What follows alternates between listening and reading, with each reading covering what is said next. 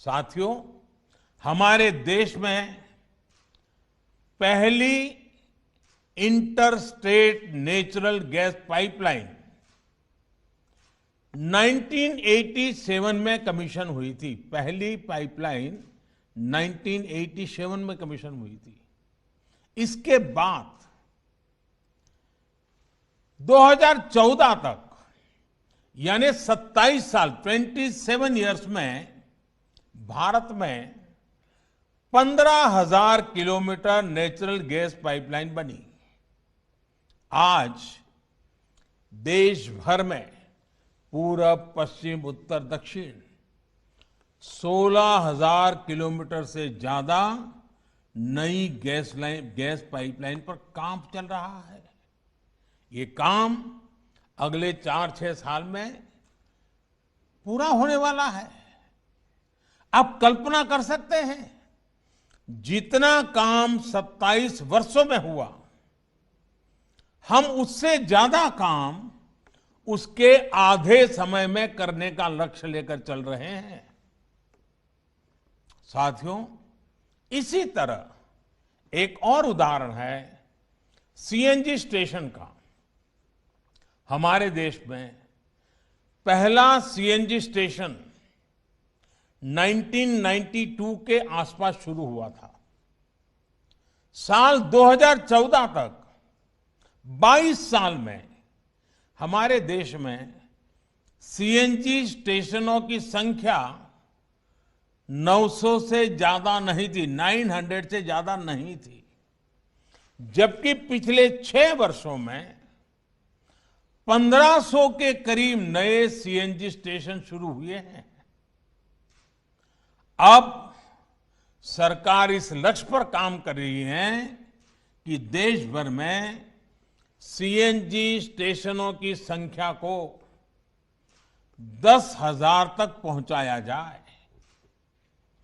अभी जो ये पाइपलाइन कमीशन हुई है, ये भी केरला और कर्नाटका के अनेक शहरों में 700 सीएनजी स्टेशन खोलने में मदद करेगी। साथियों, एक और दिलचस्प आंकड़ा है पीएनजी कनेक्शन का। रसोई में पाइप से जो गैस पहुंचाई जाती है उसका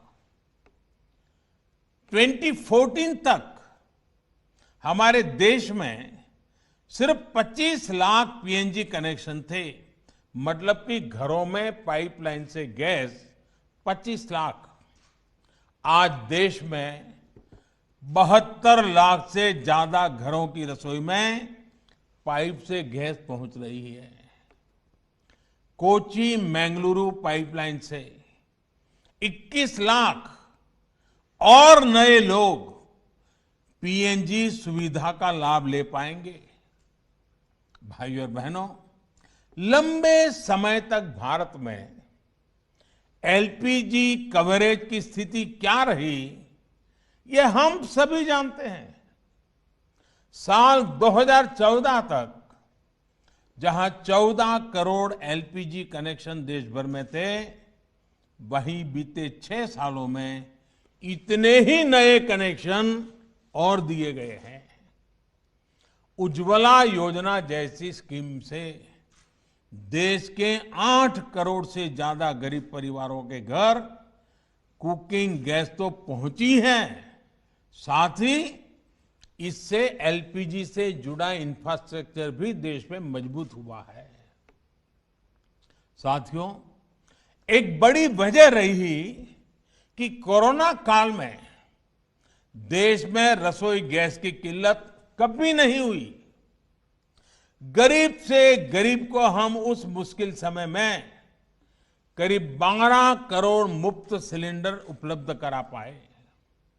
साथियों, सरकार के इन प्रयासों का, इतनी तेजी से किए जा रहे कार्यों का एक और प्रभाव हुआ है।